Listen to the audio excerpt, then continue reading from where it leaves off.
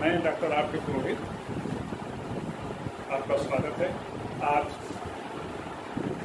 Doctor Bhimrao Ambedkar, जिन्हें बाबा साहेब अम्बेडकर जी के नाम से भी जाना जाता है, उनके विचार पर थोड़ी सी चर्चा करें। डॉक्टर बी आर अम्बेडकर एक राजनीतिक विचारक की तुलना में समाज सुधारक अधिक थे। उनके कोई खास राजनीतिक विचार नहीं हैं, और जो हैं भारत के संविधान में इनकी स्पष्ट छाप देखने को मिलती है। और भारत के संविधान के अंतर्गत हम रह रहे हैं, हम अपना जीवन यापन कर रहे हैं। इतने बड़े देश का शासन पिछले 70-75 वर्षों से चल रहा है। मतलब यह है कि डॉक्टर अम्बेडकर के जो राजनीतिक विचार हैं वे कितने उन्नत थे, कितने भारत की अस्मिता को बनाए रखने के लिए महत्वपूर्ण थे, और जिसमें भारतीय जनता की छाप स्पष्ट रूप से देखने को मिलती है। और यह कहा जा सकता है कि डॉक्टर अम्बेडकर ने जो संविधान बनाया, उस संविधान को भारतीय जनता ने सहज रूप में इसलिए स्वीकार किया क्योंकि भारतीय जनता की सहज वृत्ति जो है, उसकी छाप, उसकी छाया हमें संविधान में देखने को मिलती है। मतलब यह है कि भारत का संविधान जनता पर थोपा नहीं गया है, यह उसके सहज वृत्ति का परिणाम है। तो देखें उनकी जीवनी के बारे में एक संक्षिप्त विवेचन, उसके बाद उनके कार्यों को, उनके विचारों की चर्चा करेंगे। तो 1891 में डॉक्टर अम्बेडकर का जन्म मध्य प्रदेश के इंदौर के पास एक छोटा सा कस्बा है महू, वहाँ पर हुआ था। महाराष्ट्रियन थे। 1907 में उन्होंने हाई स्कूल परीक्षा पास की। उसके बाद 1911-12 में बम्बई में स्नातक परीक्षा उत्तीर्ण की। उसके बाद वे उच्च शिक्षा के लिए कोलंबिया चले गए, कोलंबिया अमेरिका। वहाँ पर उन्होंने MA PhD किया इकोनॉमिक्स में। वहाँ से वापस आए।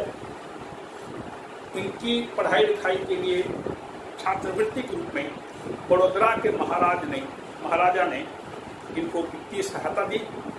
परिणाम स्वरूप इनसे कहा गया था कि जब वो अपनी पढ़ाई पूरी कर लेंगे तो बड़ौदा में आकर के उन्हें कुछ वर्षों तक महाराजा की सेवा में काम करना होगा। तो कोलंबिया में अपनी पढ़ाई पूरी करने के बाद वापस बड़ौदा आए, और बड़ौदा में उन्होंने महाराजा की सेवा की। उनके कार्य में उनको हाथ बटाया और सहायता किया। लेकिन वहां पर और इसके पहले स्कूलों में उन्होंने छुआछूत को पहली बार अनुभव किया। चूंकि वह दलित जाति के थे, लेकिन पढ़ाई लिखाई में अव्वल नंबर थे, इसलिए छुआछूत उस समय हिंदू समाज में बिल्कुल एक महामारी के समान फैल चुकी थी, उसका ये शिकार हुए। क्लास में इनको बैठने के लिए अलग जगह दिया जाता था। वे अपने हाथ से खुद होकर के पानी नहीं पी सकते थे, वो दूसरा व्यक्ति इनको पानी पिलाता था। मंदिर जाना तो बहुत दूर, इनको कोई छू भी नहीं सकता था।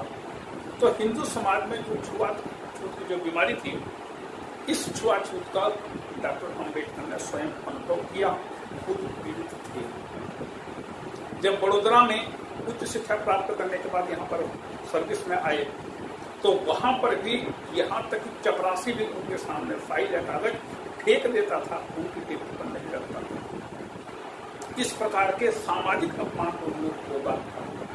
तो उनके मन में यह भावना आई कि किसी भी परिस्थिति में ऐसी व्यवस्था होनी चाहिए जहाँ पर कि इस प्रकार की छुआछूत की बीमारी न आने पाए। छुआछूत, अस्पृश्यता बिल्कुल नहीं होनी चाहिए। यह अस्पृश्यता एक बोझ के समान पूरे समाज को यह बर्बाद कर दिया। 1927 में उन्होंने चवदार ताल, महाराष्ट्र में एक छोटा सा जगह है चवदार ताल, वहां पर एक तालाब था, और उस तालाब में हरिजनों का प्रवेश वर्जित था।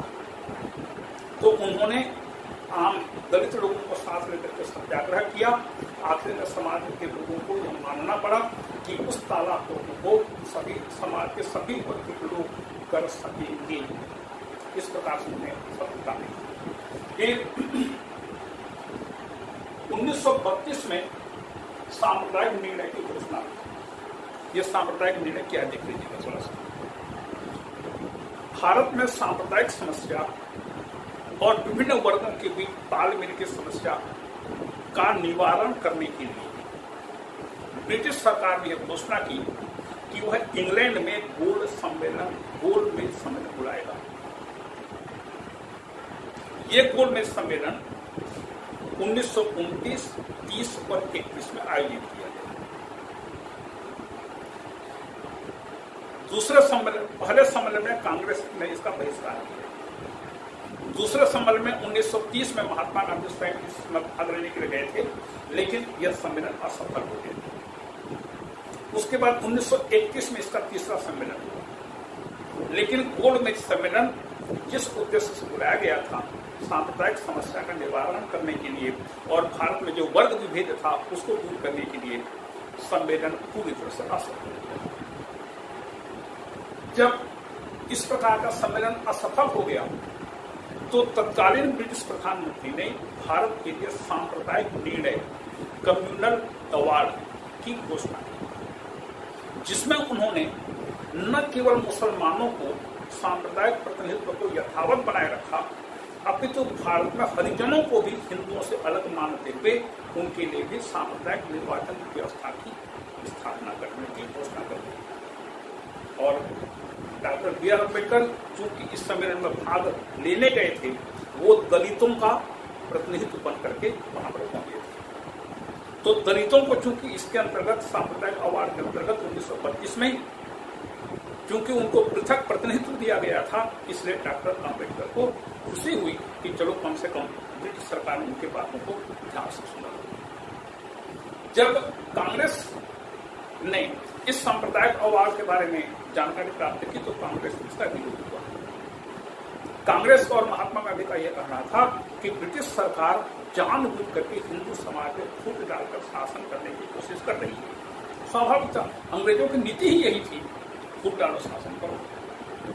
मतलब भारत में इतने ज्यादा वर्ग भेद कर दो कि भारत की संपूर्ण एकता, अखंडता खत्म। और इसकी शुरुआत हुई थी 1909 के भारत परिषद अधिनियम, भारत शासन अधिनियम के अंतर्गत, जब अंग्रेजों ने मुसलमानों को पृथक सांप्रदायिक प्रतिनिधित्व दिया। तो 1932 में डॉक्टर अंबेडकर के साथ कांग्रेस की चर्चा हुई और वहां पर यह तय किया गया कि दलितों को पृथक प्रतिनिधित्व की आवश्यकता नहीं है और पृथक प्रतिनिधित्व जितना प्रतिशत देने की घोषणा ब्रिटिश सरकार ने की थी, उससे अधिक संख्या में दलितों को चुनाव में निर्वाचित करने का फैसला किया गया। इस प्रकार से डॉक्टर अंबेडकर वहां पर इस प्रस्ताव को उन्होंने स्वीकार कर लिया और सांप्रदायिक अवार्ड, सांप्रदायिक निर्णय लागू नहीं हो पाया। आगे चल करके मूक नायक का भी उन्होंने संपादन किया।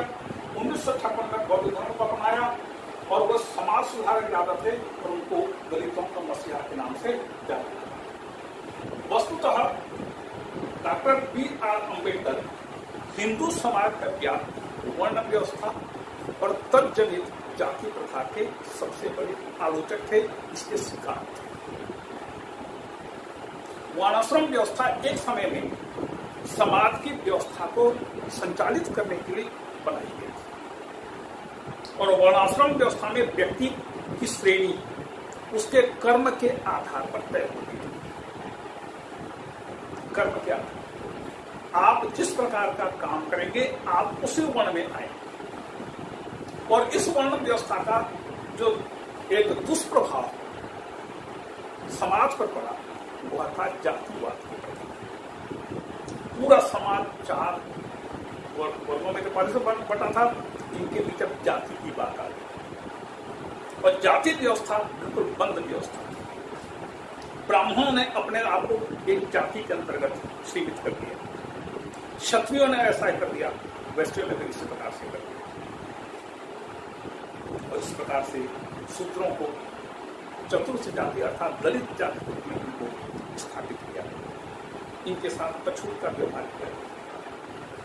यदि आपने प्राचीन भारतीय इतिहास को पढ़ा है या 15वीं-16वीं शताब्दी तक के इतिहास के बारे में थोड़ी कुछ जानकारी है, तो आपको पता होगा कि मुगल साम्राज्य की स्थापना के पहले, मतलब 14वीं शताब्दी तक, 14वीं-15वीं शताब्दी तक, तो मुगल साम्राज्य की स्थापना के पहले भारत में इस प्रकार की जातिगत तथा छुआछूत की व्यवस्था नहीं थी।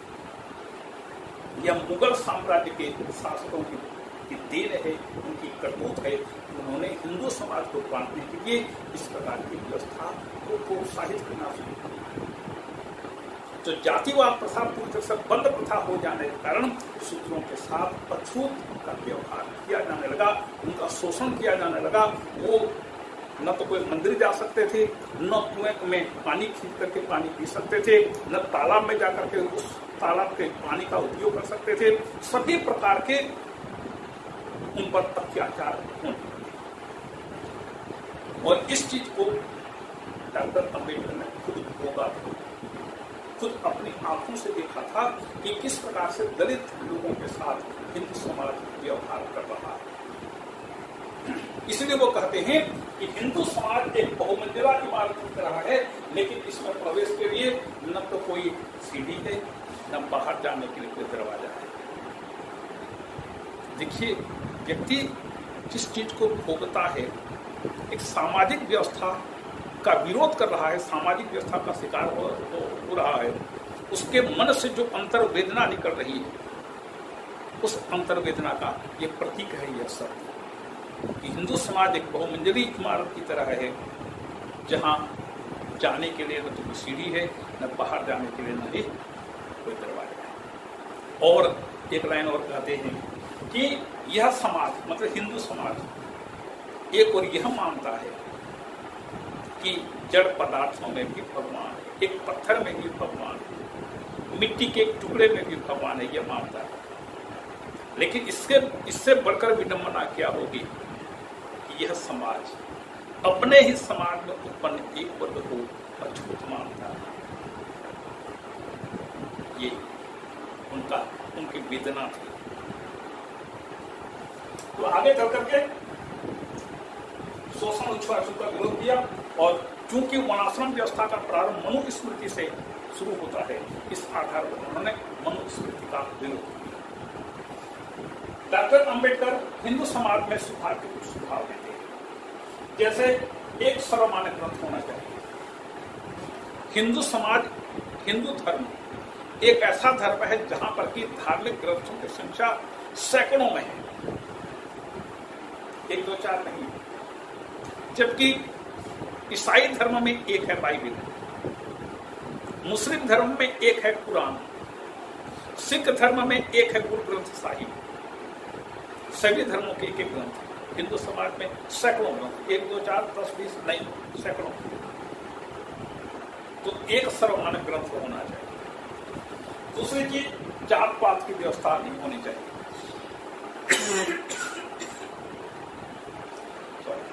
जात पात की व्यवस्था नहीं होनी चाहिए, क्योंकि जात पात लोगों में वर्ग भेद उत्पन्न करता है। परिणाम स्वरूप जातिगत समीकरण बनते रहते हैं, और इस प्रकार से पूरे समाज की व्यवस्था इससे प्रभावित होती है। फिर ब्राह्मणवाद की समाप्ति होनी चाहिए। ब्राह्मण अपने आप को उच्च समझते हैं, इस दृष्टि से उच्च है। यदि मान लीजिए एक ब्राह्मण जूते चप्पल की दुकान खोलता है, तो क्या ब्राह्मण वर्ग में सम्मिलित होने के योग्य है? तो इस प्रकार उच्चता क्यों? ब्राह्मण है, जनेऊ धारण कर रहे हैं और जूता चप्पल का दुकान खोलकर बैठे हुए, ये कौन सा ब्राह्मण है? और एक शूद्र, एक शिक्षक है, तो वह शूद्र शिक्षक होना ब्राह्मणत्व है। तो उस शूद्र को शूद्र क्यों माना जाए, ब्राह्मण क्यों न माना जाए?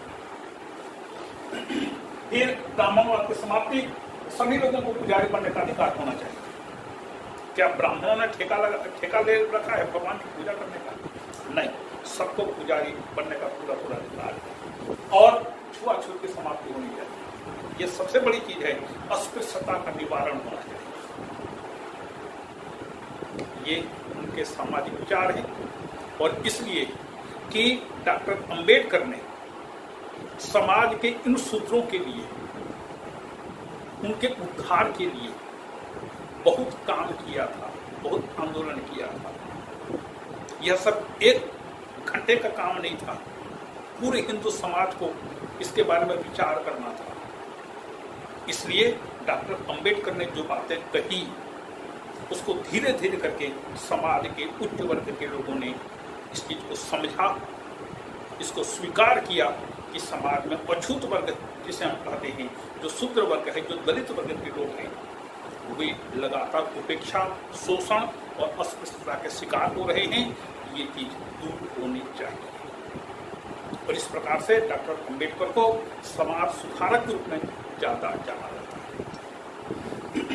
अब जरा और इसलिए डॉक्टर अंबेडकर अछूतों की स्थिति को सुधारने के लिए कुछ उपाय देते हैं, जैसे शिक्षा का प्रसार होना चाहिए, उन्हें गंदा काम नहीं करना चाहिए, गंदे वातावरण से निकलना चाहिए, शिक्षा का प्रसार होना चाहिए, उनकी दशा सुधार होने के लिए संविधान में आवश्यक प्रावधान होने चाहिए जो उन्होंने आगे चल करके किया, उनकी आर्थिक स्थिति अच्छी होनी चाहिए ताकि वो अच्छा काम कर सकें, उन्हें मद्यपान, मांस भक्षण, इन चीजों से दूर रहने के लिए उन्होंने सुझाव दिया ताकि वो अन्य वर्गों के समकक्ष आ सके। अब देखें जरा डॉक्टर अंबेडकर के राजनीतिक विचार कोई खास बहुत ज्यादा नहीं है, जो चीजें सामान्य हैं उन्हीं को ही देख लेते हैं, क्योंकि उनके राजनीतिक विचारों की झलक हमें संविधान में देखने को मिलती है। सबसे पहले राज्य, जैसा कि व्यक्तिवादी विचारक कहते हैं कि राज्य एक आवश्यक बुराई है, डॉक्टर अंबेडकर कहते हैं राज्य आवश्यक है, बुराई नहीं है। आवश्यक है, बिना राज्य के व्यक्ति का जीवन संभव नहीं है, लेकिन बुराई नहीं है, क्योंकि राज्य आवश्यक परिस्थितियां उत्पन्न करता है जिसके अंतर्गत रहते हुए व्यक्ति अपना बौद्धिक, मानसिक, शारीरिक, आर्थिक विकास कर सकता है। इसलिए राज्य आवश्यक है। दूसरी, राज्य का उद्देश्य क्या है? स्वतंत्रता और समानता की स्थापना करना। ऐसा कोई भी राज्य बेकार है जो जनता के बीच स्वतंत्रता और समानता का अधिकार नहीं देता। स्वतंत्रता भी, समानता भी। स्वतंत्रता समानता एक ही सिक्के के दो पहलू हैं। एक ही सिक्के के दो पहलू, इसका मतलब क्या हुआ? यदि स्वतंत्रता है लेकिन समानता नहीं है तो फिर स्वतंत्रता का कोई अर्थ नहीं। कैसे? एक व्यक्ति को शिक्षा प्राप्त करने की स्वतंत्रता है, स्कूल में एडमिशन लेने की स्वतंत्रता है, अधिकार है, शिक्षा अध्ययन करने का अधिकार है, ठीक है, लेकिन उसको समानता नहीं। मतलब वह व्यक्ति किसी भी स्कूल में जाकर के प्रवेश नहीं ले सकता। तो फिर जब तक समानता का अधिकार नहीं होगा तब तक स्वतंत्रता का अधिकार बेकार है। एक व्यक्ति को धार्मिक स्वतंत्रता का अधिकार दिया गया है लेकिन समानता का अधिकार नहीं है, वह मंदिर जा नहीं सकता, तो फिर समानता का अधिकार, स्वतंत्रता का अधिकार का क्या मतलब? तो स्वतंत्रता समानता एक ही सिक्के के दो पहलू। इसलिए राज्य को चाहिए कि स्वतंत्रता और समानता के अधिकार को बरकरार रखे। फिर है निम्न वर्ग का उत्थान करना चाहिए। जब तक समाज के निम्न वर्गों का उत्थान नहीं होगा, समाज का संतुलित विकास नहीं होगा, क्योंकि समाज में भी चार वर्ण के लोग हैं जिनका समान विकास होना चाहिए। जब तक एक वर्ग, मान लीजिए एक प्राणी के चार पैर हैं, तीन पैर अच्छी स्थिति में हैं, चौथा पैर यदि कमजोर है, जमीन में नहीं रख पा रहा अपना पैर, तो फिर तीन पैरों से समाज कैसे, वो प्राणी कैसे जिएगा? इस प्रकार से समाज के निम्न वर्गों को उत्थान की ओर राज्य को विशेष ध्यान देना चाहिए और भय और आशंका की चिंता से मुक्त होना चाहिए। दलित और समाज के हरिजन लोगों को किसी प्रकार से भय मुक्त वातावरण में रहने की आवश्यकता है, उनको आने वाले कल की आवश्यकता से मुक्त होना चाहिए। इसलिए इस प्रकार की व्यवस्था करना राज्य का परम दायित्व है। फिर संसदीय प्रणाली का समर्थन। क्यों संसदीय प्रणाली का समर्थन क्यों करते हैं? क्योंकि संसदीय प्रणाली की सरकार उत्तरदायी सरकार होती है। अध्यक्षात्मक सरकार का वो पहले समर्थन करते थे, लेकिन संसदीय शासन का उन्होंने न केवल समर्थन किया आगे चल करके, अपितु उस संसदीय व्यवस्था को भारतीय संविधान में भी इनहेरिट किया, उसमें सम्मिलित किया। फिर है स्वतंत्रता का अधिकार। स्वतंत्रता के अधिकार के बारे में वो उदारवादी दृष्टिकोण अपनाते हैं। अनुच्छेद 19 में नागरिकों को 6 प्रकार के अधिकार, 6 प्रकार की स्वतंत्रताएं दी गई हैं। ये उनके उदारवादी दृष्टिकोण का परिचायक है। फिर न्यायपालिका, न्यायिक पुनर्विलोकन। न्यायिक पुनर्विलोकन का अधिकार न्यायपालिका को दिया जाना चाहिए। न्यायिक पुनर्विलोकन के वे बहुत बड़ी समर्थक थे। इसके अलावा धर्मनिरपेक्ष व्यवस्था। राज्य का अपना को विशिष्ट धर्म नहीं होना चाहिए, विशेष करके भारत जैसे क्षेत्र में जहां पर कि अनेक प्रकार के धर्मों के, अनेक प्रकार के पंथों के, अनेक प्रकार के संप्रदायों के लोग रहते हैं। उस देश में धर्मनिरपेक्ष व्यवस्था होनी चाहिए। अब यहाँ पर एक छोटी सी बात आती है। जब संविधान सभा का गठन हुआ तो संविधान का निर्माण करने के लिए कुछ समितियों का निर्माण, इन समितियों को एक एक काम सौंपा गया और एक प्रमुख समिति प्रारूप समिति का निर्माण हुआ, ड्राफ्ट कमेटी। मतलब समितियों से कहा गया कि आप विभिन्न विषयों के बारे में जो प्रावधान होने चाहिए उन प्रावधानों पर अच्छी तरह से विचार करके अपनी रिपोर्ट प्रारूप समिति को दीजिए और प्रारूप समिति उसको संविधान के अंग के रूप में उसको लिखेगी और लिख करके फिर संविधान सभा की बैठक में उसको प्रस्तुत किया जाएगा। तो विभिन्न समितियों ने जो भी अपना प्रतिवेदन दिया उसके आधार पर संवैधानिक प्रावधान को उनको संविधान में सम्मिलित करने के लिए आवश्यक कार्रवाई की गई। लिखने का काम ये सब प्रारूप समिति का काम था, जिसके अध्यक्ष डॉक्टर अम्बेडकर हैं। ठीक, तो यह माना जाता है कि डॉक्टर अम्बेडकर भारतीय संविधान के जनक हैं। लेकिन कुछ लोगों का यह सोचना है कि भारतीय संविधान का जनक डॉक्टर अम्बेडकर नहीं थे। क्यों? जब प्रारूप समिति के अध्यक्ष लोग उन्होंने पूरे संविधान को लिखने का काम किया और आवश्यक प्रावधान उसमें उन्होंने सम्मिलित किए, तो वे जनक कैसे हुए? तो इसके बारे में उनका यह तर्क है कि डॉक्टर अम्बेडकर अपनी मर्जी से किसी प्रकार का प्रावधान संविधान में सम्मिलित नहीं कर सकते थे। विभिन्न समितियों ने रिपोर्ट दिया, प्रारूप समिति ने उसको लेखबद्ध किया। इतना हो जाने के बाद वो पंडित नेहरू और सरदार पटेल के पास अंतिम विवेचना के लिए जाते थे, अंतिम रूप में स्वीकृति के लिए जाते थे। और सरदार पटेल और नेहरू जिस प्रावधान को हाँ कहते थे उसी प्रावधान को और जैसा सोचते थे, जैसा कहते थे, उसी प्रकार से प्रारूप समिति के सदस्य प्रारूप समिति उसको लिखा करती थी। मतलब अंतिम निर्णय पटेल और नेहरू जी के पास था। तो डॉक्टर अम्बेडकर जनक कैसे हुए? तो इन विचारकों का कहना है, इन लोगों का कहना है, डॉक्टर अम्बेडकर को संविधान का जनक नहीं, संविधान की जननी कहना चाहिए। जिस प्रकार से जननी बच्चे को जन्म देती है, उसको एक निश्चित साँचे में डालती है, मतलब उसके विकास के लिए आवश्यक परिस्थितियां, आवश्यक प्रकार के सभी प्रकार की व्यवस्थाएं करती है, उसको अच्छे संस्कार दे करके समाज में छोड़ती है, समाज की ओर प्रेरित करती है, जाओ अब अपना जीवन जियो।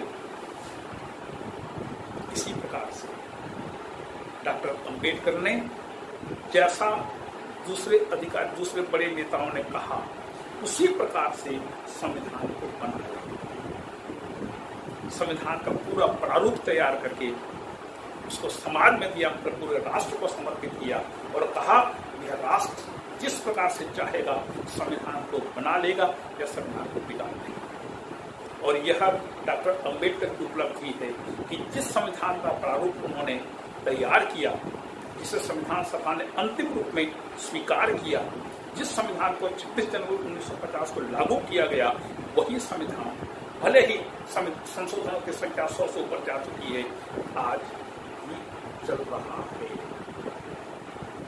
और कम से कम तृतीय विश्व के देशों में, दुनिया के विकासशील देशों के जितने भी संविधान है, उन सभी संविधानों से भारत का संविधान सबसे स्थायी संविधान और सबसे पुराना संविधान का दर्जा पा चुका है। और डॉक्टर अंबेडकर के कारण ही परिजनों को, मतलब कि अनुसूचित जाति और जनजाति के लोगों को आरक्षण की व्यवस्था शुरू की गई।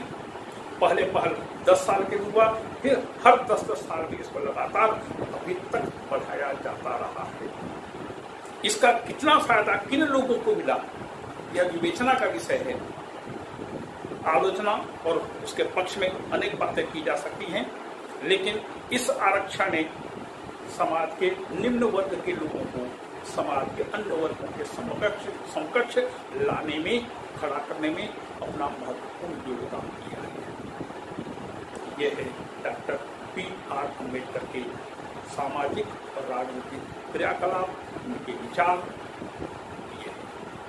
आप सभी को धन्यवाद।